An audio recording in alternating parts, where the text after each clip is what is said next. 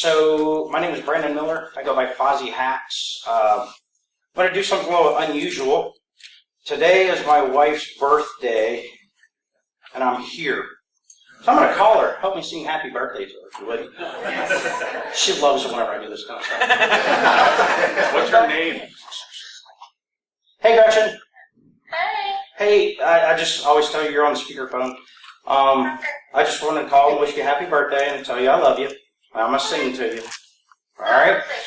Happy birthday to you. Happy birthday to you. Happy birthday, dear Gretchen. Happy birthday to you. And just so you know, you can find that later on irongeek.com.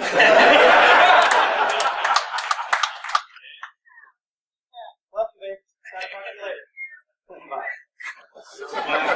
Hey, what's that one? It's nonstop.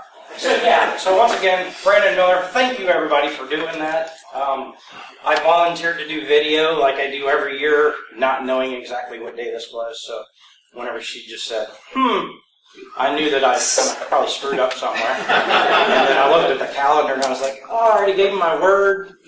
She said, yeah, you did. And you gave it to me 20 years ago. So, all right. Hacking for Homeschoolers, STEM projects for under $20. I speak a lot at conferences. Every year I do kind of a technical speech, and then the next year I do a non-technical speech. This is more of my technical speech. I gave one of these last year that kind of gave everybody an idea of what homeschooling is, how you can incorporate it into your lesson plans if you do that.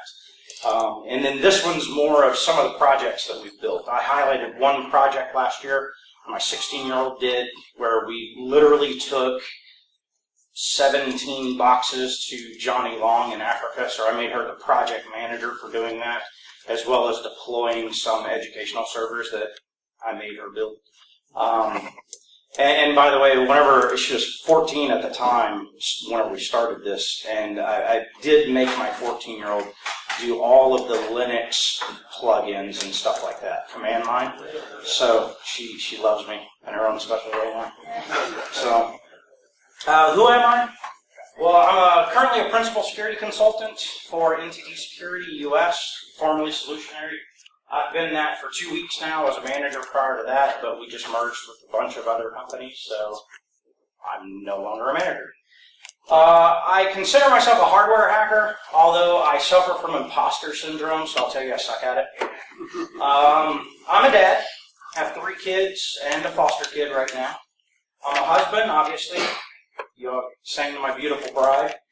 And then I'm a Christian, which plays into why we homeschool and one of the reasons why we made that decision. And plus, I worked for the federal government for 20 years, and I'm a little leery about their overreaching in certain areas. And officially, I am the dean of Wilman Way Academy. Anybody here from Kentucky? Do you homeschool? You know, you have to send that little letter every year saying you're going to homeschool your kids, and we picked an academy name. We actually have letterhead and all kinds of cool stuff. So I'm the dean. My wife is the teacher and the counselor and the cook and the lunch lady. But I've got the important job, right? So why are we doing this? This isn't necessarily why am I doing this, but why are we here today? Because science, right? STEM is, the first letter is science. I believe it's important that we teach our children at least fundamentals of scientific principles, or, if you go to public school, that we supplement what they receive from their public school education. It's easier to teach 3 students than it is to teach 30 students. And our experience with public school, from a child that was quote-unquote gifted and talented, but we discovered was dyslexic, is that the teachers don't necessarily focus on the larger percentages. They have to focus on their stellar performers so they can get them started, and then focus on their problem kids. And kind of that 60% in the middle sometimes gets overlooked. Well, why else? Well, technology. So the second letter is technology. It's basically learning mostly IT, information technology, things that you use. There's really not a lot of focus in normal public school on technology. They'll use it as a teaching tool. A lot of times they don't even know how to use it. You'd be surprised, our local elementary school in our community, I was talking to one of the teachers there. It's where we used to go to Cub Scouts with the kids. And she was remarking how she had this, $1,500 projector that was basically a paperweight because she didn't know how to use it. They didn't provide any training on how to use the smartboard. So I actually helped train her and a bunch of the other teachers on staff there. Right after that, they actually gave them a teacher training day where they trained on that. But they had it in their classrooms for almost 6 months before they got trained on it. So that's just how public schools are sometimes. And then the last two are engineering and, of course, math. So that's what makes up the STEM and STEM. I used this picture to highlight the fact that, the government tends to focus on STEM. There's federal programs on it. We want to be #1 in the international testing marketplace. And I use the word marketplace because there's a lot of money involved. Not necessarily education, but money. And they tend to not focus on liberal arts and those studies. Music. It really disturbs me sometimes whenever teachers say, we don't teach music because math is more important. Music is math. It's fractions. When you struggle teaching a child math, you can use music to get those same learning objectives accomplished. So once again, our daughter that's dyslexic, when she struggles with math because she gets her numbers backwards and it's hard to add sometimes, we focus on music, and that helps. Why else are we here? Because I don't want my kids living in a van down by the river, right? If I can do my little part to ensure that they're successful, and I'm not talking millionaires, I'm talking successful in life, that they set their own goals and they achieve it, then I'm happy. I would like for that to include self-sufficiency, but that's an argument my wife and I have a lot. Once again, I'm not saying liberal arts aren't important. My wife is one of the most intelligent people I know. She attended a little bitty college here in Kentucky called Georgetown College. It's a liberal arts school. But what they teach is how to tie theories constant and together throughout the entire learning engagement, or the whole 4 years that it's there. That's the purpose of liberal arts. It's not to study something very specifically that you don't know its effect on something else. So keep that in mind. My father-in-law, another very brilliant man, bought and sold multiple businesses, retired at age 52. He's a liberal studies major. He's one of the most technically competent people that I know. He can pick up things, read about them, and apply them. And he will tell you it's because he learned logic in college with his liberal studies degree. I love this lady. The other thing is, it's your moral obligation to our nation to study science, technology, engineering, and math. No, I'm being facetious. I put this up here as a reminder.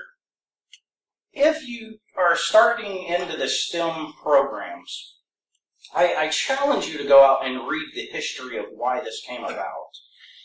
There are a lot of half-truths from the government. They'll tell you things like, we're 30 of 50 industrialized nations. That's pretty bad. But they don't take things, once again, in this holistic approach. They'll say things like, how will NASA ever compete in the future if we don't have STEM now? NASA is actually an international organization. It just happens to be hosted here. Think about that. We pay the money for it. It's located here, but most of the people that work at NASA are no longer U.S. citizens. They're actually immigrants to this country. That's not a bad thing. We just put, rovers on Mars years ago. I say just, it's actually been years ago. That was done through an international effort. We are very good in this country at combining ideas. and making sure that they're actually, they're worked from the beginning all the way to the end, and that they're integrated into the next thing. So it kind of upsets me sometimes whenever people say, America. Okay. So I was in the military for 20 years. I believe in America, but I also believe in the international community and working together. By the way, the top 10 nations on that list of smartest nations in the world, they're also on the same list for the number of teenage suicides. So keep that in mind. So, all right, but I don't homeschool. I beg to differ. If your kids are in school and you're not their primary teacher, you are their teacher. So when they come home, it's your job to actually fill that gap, supplement their public learning or private learning. And this continues through life, right? I used to tell my dad, I have better test scores than you, so I'm smarter than you. I remember these conversations when I was 15, 16, right? Apparently I'm not, because I'm still paying a mechanic whenever he fixes his own car, and that's very expensive. I should have listened whenever I was younger. Things like that. So just keep in mind, you may not be the primary educator, but as a parent, you're really screwing up if you're not teaching your kids something. Any questions so far? All right, now let's get into the meat of this. I can stop my rant and we'll start the fun stuff. So, he's like, show me stuff. So let's talk about gathering resources, because if you're going to do any STEM projects, you need resources, right? This is usually what public schools complain about the most. So the first thing I'll tell you is on trash day, or garbage day, go around your community and pick up everything that your neighbors throw away. If it's electronic, grab it, because you're going to need those parts. Become a scavenger. This is actually something, it's a game now with my kids. They love it. They like bringing back things, especially unusual things. Like VCRs, apparently those are unusual with my children. But VCRs and printers are some of the best items you can get. The reason why I say that is because you not only have electrical components inside, but you also have motors, you have gears, you have rods that you can bend and make into unusual shapes. So go get stuff from your neighbors. Their trash is your treasure. It'll also save you a lot of money. The other thing is Craigslist. This is Lexington, Kentucky's Craigslist page as of yesterday. Number 2 is a nice tubed TV. Old school, right? Actually, it has a VCR connected to the bottom. I love these items. You have lots of things in there that you can use for STEM projects. Caution. If you get things such as old school TVs that have tubes and capacitors, they're going to have capacitors in there, right?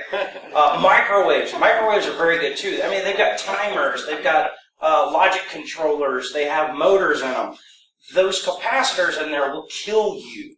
So avoid that usually upper right-hand section that has the big things that look like this, maybe. Except they're like bigger. They look like cans sometimes, Coke cans. As a general rule, and I kind of hesitate in saying this, but I'll go ahead and say it. When you're looking at the markings, if you see something that's 1,000 microfarads or 1 millifarad, 30 volts, starting right at that area, that's whenever things are going to pop, they're going to spark, and they're going to scare the pee out of you. Anything below that is pretty safe. The higher that number gets, as in the further away from voltage you can get, the better. Let's put it that way. So if you have like 1 volt, 1,000 microfarads, you won't even feel that on your skin. So those are things that you will need to pay attention to. Anything that's a capacitor or an electron gun.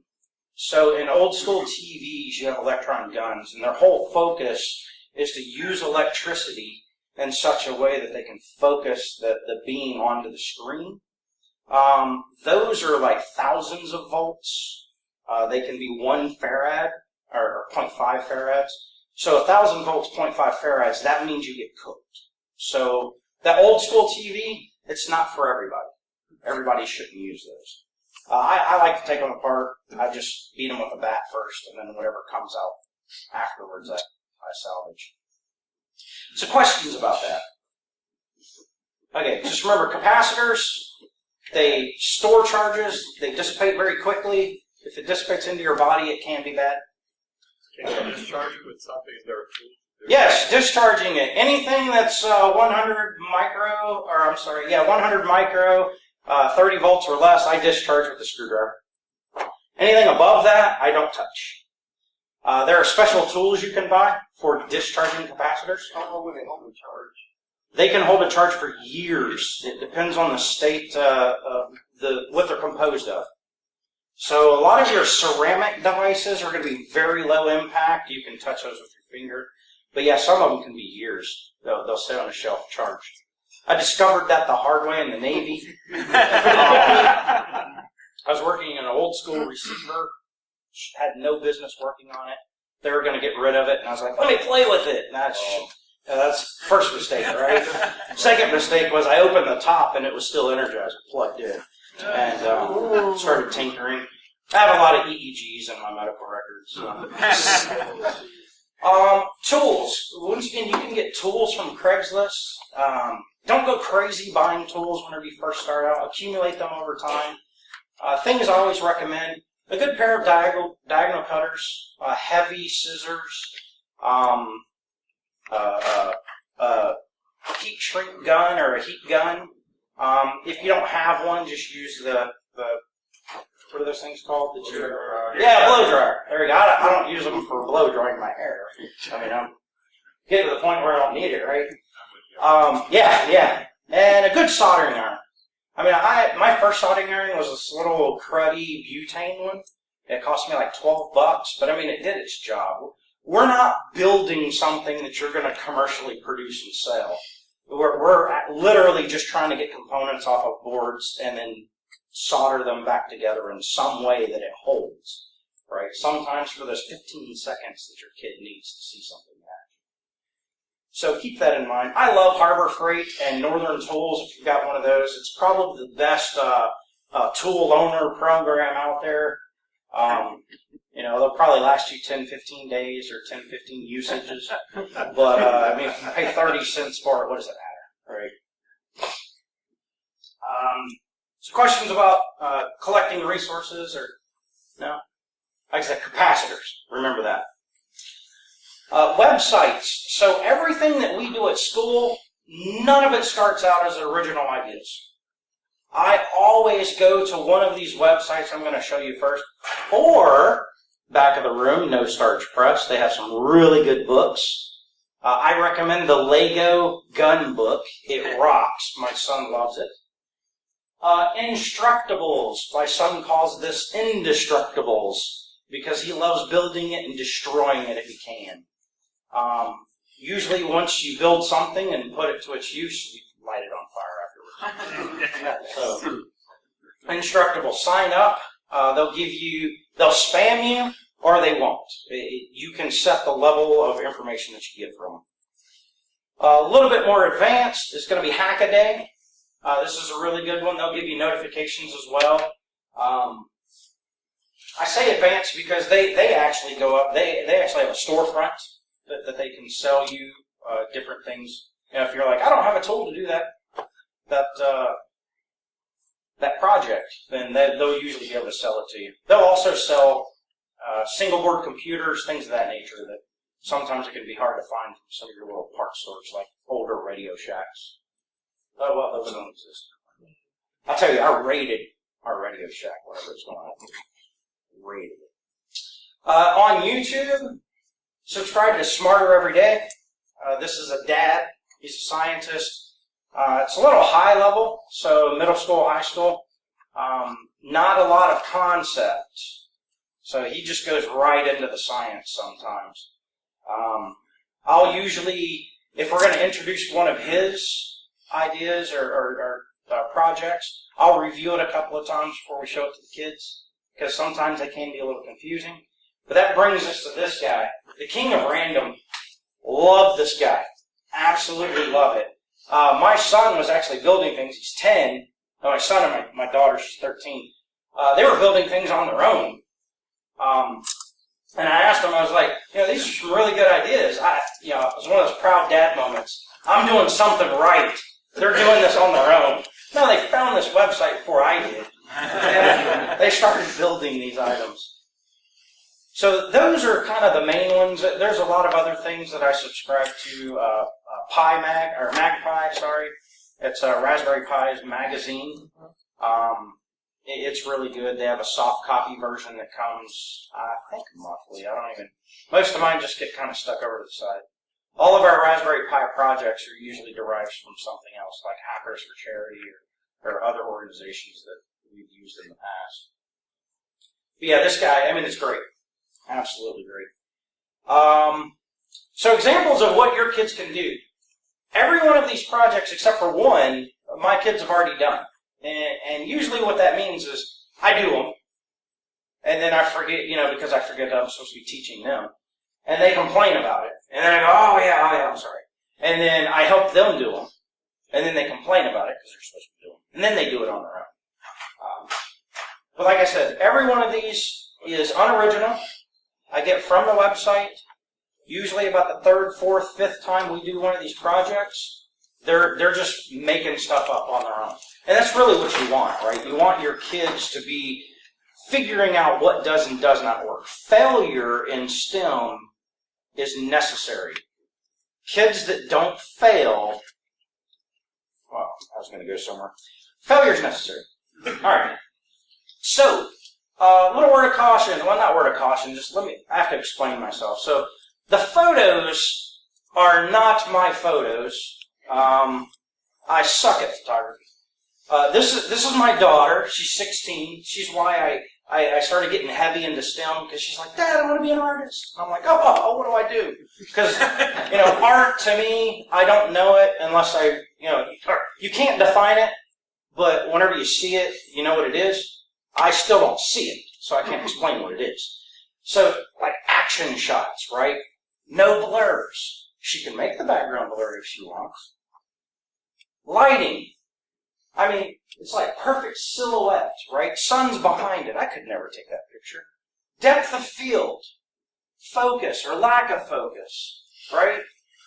And then you combine it all. This is what she does. She is going to be an artist someday. This is what I do with photography. So like I said, some of the photos are things that I've taken. A lot of them come from those websites that I gave you, because it's just, that's cruel. That's all right, so HD antennas.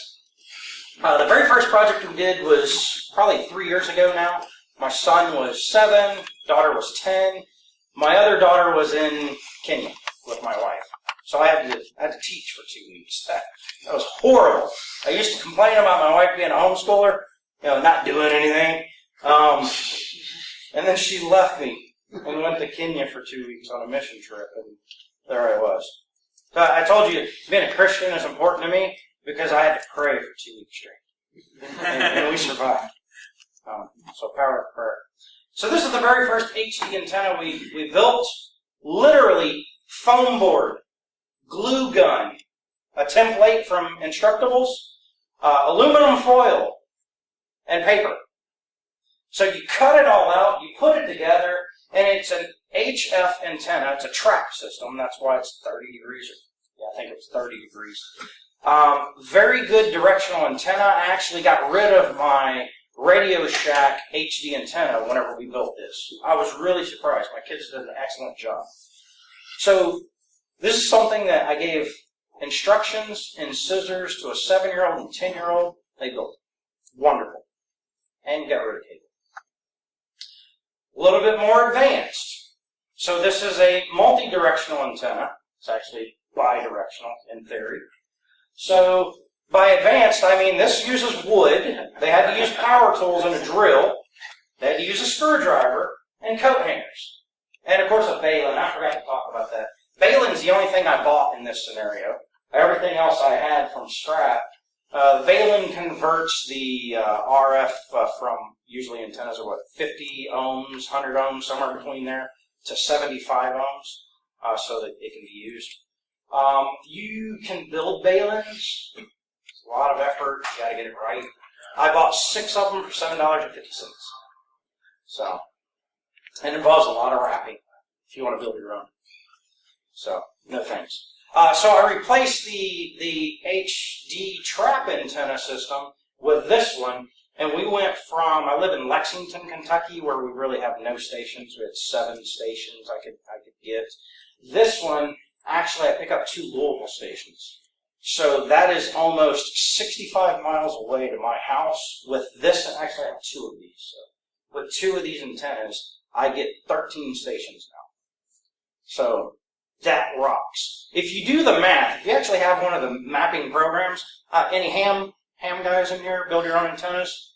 I brought that to my Elmer, the guy that taught me, and he's like, that's a lie. So I brought my antennas, and he's like, oh, that's pretty cool. So he did all the analysis on it. Apparently they're good antennas. Fire starters. So my son's in Cub Scouts. I was a Boy Scout. I love fires. I love camping. I love shooting guns, too. That's another story. So whenever you talk about fire, that's a very technical topic. So you have to have 3 elements for any fire. You have to have oxygen, you have to have heat, and you have to have fuel. So you can incorporate something as simple as dryer lint, Vaseline, toilet paper rolls, and come up with your own chemical fire starters. If you don't have Vaseline, use candles, the wax from candles. Preferably paraffin wax, but wax candles. So this is beautiful because everything there is either combustible or meltable. And it's slow burning. So you can actually start fires. My son started a fire with wet wood using one of these whenever we were done. So I got to explain the whole theory of why fire is important, what you need for fire, and then you take away one of those elements, see what happens. So this was a whole week's worth of science based on this one project. It was great. A little bit less technical. You don't have all those things because you don't have your own dryer. I don't know. You have a Ziploc bag and water? Let's start a fire with that. Is it possible? Yes, it's possible. So you can hold the bag in a certain way, capture the light, focus the beam. Now you're talking about reflection, refraction, diffraction, diffusion. So these are all scientific terms you can incorporate with a bag of water and fire. Because what kid doesn't like fire, right? Let's say you don't have water in a Ziploc bag. Well, do you have plastic and urine? Capture it. Put it in a tight ball. You can do the same. This is actually a lot more effective than the bag of water. But yeah, kids love it. My son's like, I get to pee on plastic and start a fire? Let's do this. Come on. Wake up. Yeah, first day of school. Altoids can speaker. So yeah, this is kind of the finished product. And this was the parts list on Instructables. I mean, everything that came in this, except for the speaker,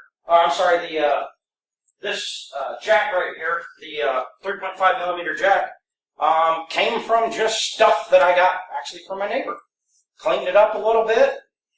Some of it, my neighbor throws out a lot of really good stuff just because he bought something new, right?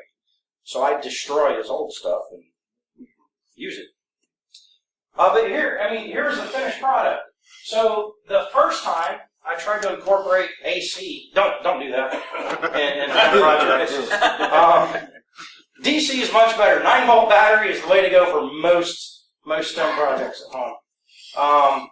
It was one of those, bad moments as dad whenever I'm like, Altoid, metal can, AC, I can insulate that circuit enough to make this work. And this isn't the original black can. Simple robots. This is really where my kids have taken off, and they love doing this. Once again, every one of these parts for this bipedal two-footed robot. Came from two different things. And this was, if I remember right, this was either it was a printer. It was an old school line feed printer. Remember those? Yeah, I had one. Did not have one. And the metal pieces didn't. Right? Those are coat hangers. But, I mean, this thing ended up being like this tall. It was great. You know, the first one that we built was this one, the little spider. Has a little agitator motor and a huge battery that you don't need. But, I mean, that's really one of those tiny hearing aid batteries, right?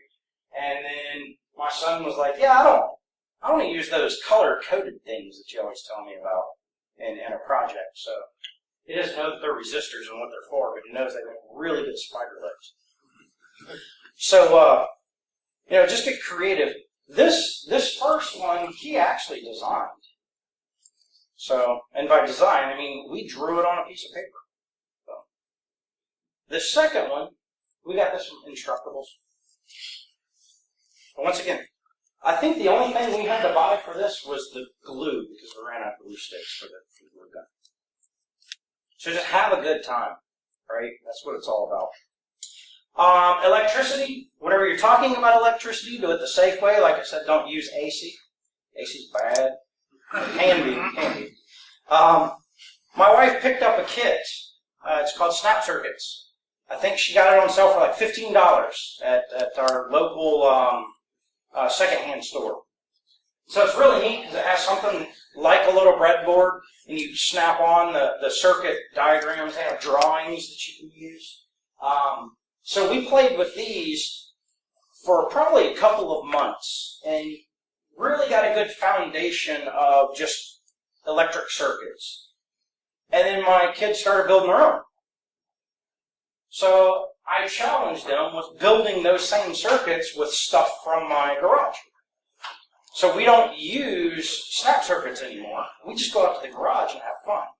Once again, if you're using a battery, it's a lot easier and safer. They just know not to put the leads together. I wanted to introduce flight to my kids. I am not an aeronautics guy. I know very little. I know like drag and lift. That was more from submarines, which is the same principle. So how do you introduce flight in a fun way? Mini crossbows. So this, kingofrandom.com, like I said, that guy is wonderful. This mini crossbow is actually a laundry clip. That's how big it is. So they're fighting with matches, shooting each other. I know, bad idea. It sounded good in my head. It was on the video. Why not, right? Go outside. What did you wood? What's that? Why did you hit a piece of wood? So, good question. If it hits a piece of wood and scrapes, it does catch on fire. Not the wood, but the match. So whenever you do this outside, because you're trying to be safe, you can start ground fires. So keep that in mind. A little bit more advanced, soda bottle rockets. Who doesn't have 2 liters? Well, we don't drink soda, so we had to actually go buy one. Right? And my son's like, I'll drink it, make it a Sprite. So build this, put together a little baking soda and vinegar, that's your propulsion. Now, I'll warn you, the bigger the bottle, the more of that you have to have, and it's kind of tricky getting the timing down. Or you can go a little more fancy. This is a system with a catch system, and this little arrow right here, that's a little nipple that you can plug your bicycle pump up to and pump it up until you can't pump anymore because your son weighs like 20 pounds and he's 10, right? The bicycle pump weighs almost as much as he does. And then you have this pull system so that you can read this thing. I love it. So that's just pressured with air. Or I've seen some of these with water. So either way, Instructables. That's where I got this from.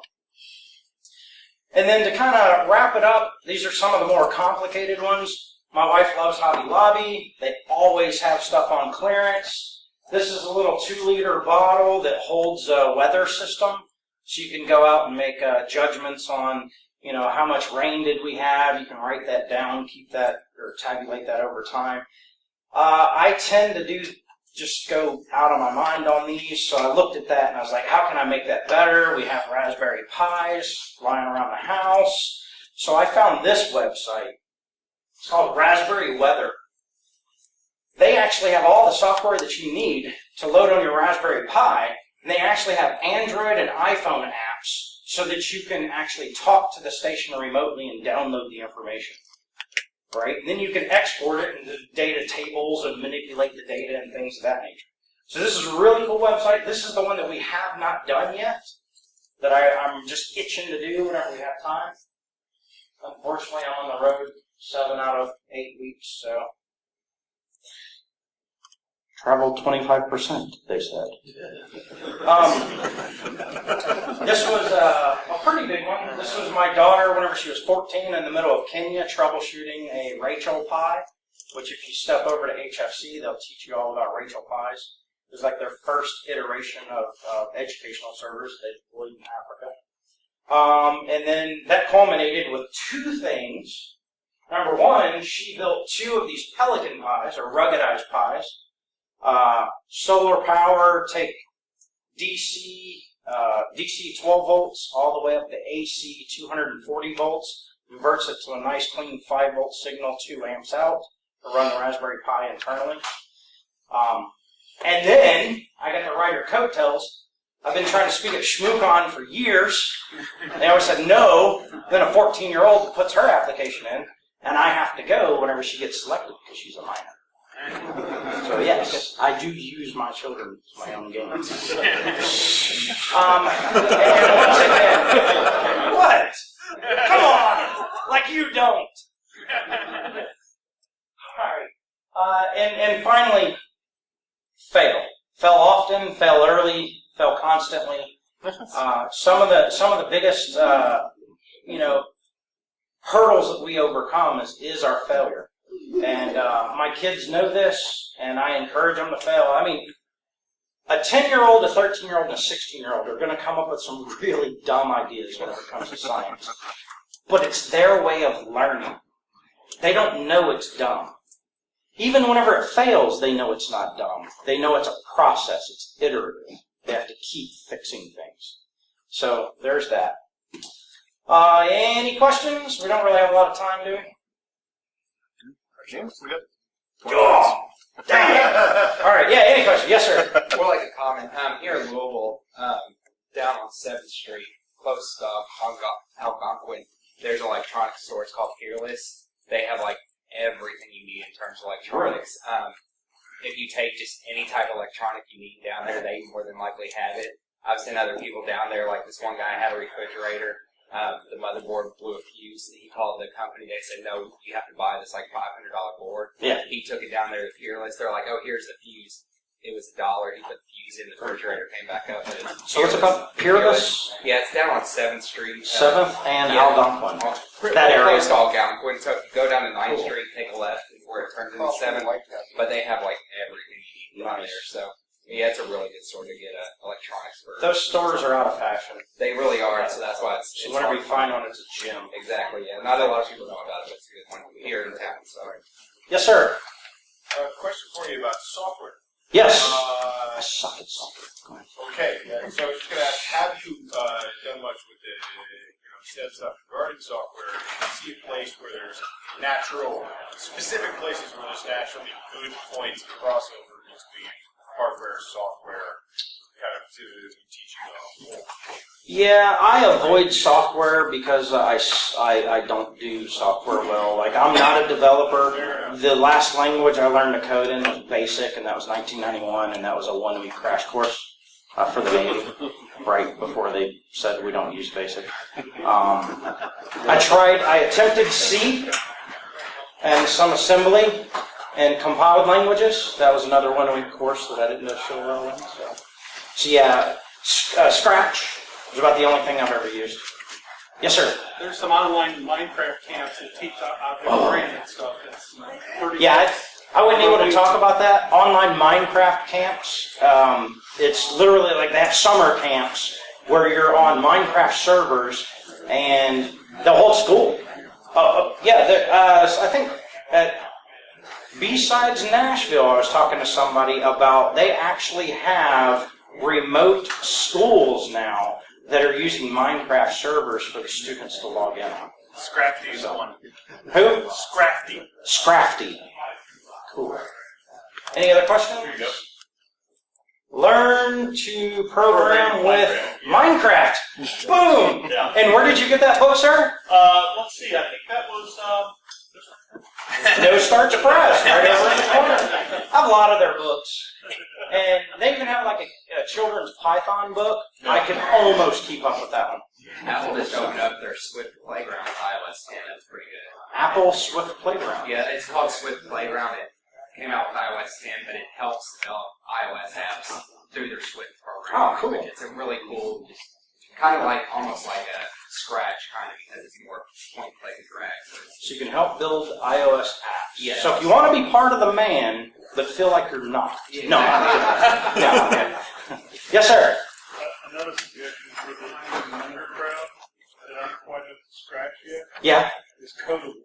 Codable. It's Yes. It's a game on the iPad. They are learning all kinds of programming concepts and have no clue to do it. So back to that logic discussion I was talking about before. Part of why I suck at code is because I have a hard time with non-physical. I'm a tactile person, so I still print out email sometimes. If I'm really concerned about what it says, I'll print it out and mark it up. But that's because I was never taught logic until a later age. So I was probably in my 30s before I actually had a course on logic. And that's pretty sad. So if you can teach your kids logic early, then it becomes part of their life. And I don't mean, like, there's a difference in, like, say, math and everything else. So A equals B equals C, therefore A equals C is excellent in math. You can prove that. Water, or I'm a boat, I'm driving through water. Water is just like a cloud because that's made of water. So whenever an airplane flies through a cloud, you're, in essence, a boat. That's not logic, right? So it's important because that's how a lot of our schools teach logic. You start out at one area, and then you just chain events and end up with a result. That's not logic. So, but yes, thank you. I appreciate that. So what's our time? Oh, I got 3 minutes. Usually I go way over on these, so that's why I was rushing a little bit. Anything else? All right. Well, cool. Follow me on Twitter, FozzyHacks, FZZZIEHAKZ. I will tell you 2 things. I'm a technologist, so I'll tweet a lot about that, but I'm also a Christian, so sometimes whenever I have issues, I will spam you with those kinds of ideas and concepts and my struggles. So you could go for weeks with nothing but Jesus, and then go for months with nothing but technology. So keep that in mind. I would say follow me on Facebook, but I only accept actual friends and family, so not acquaintances. LinkedIn. I'll trade cards with you, but I'd rather do LinkedIn. All right, thanks, guys. Appreciate it.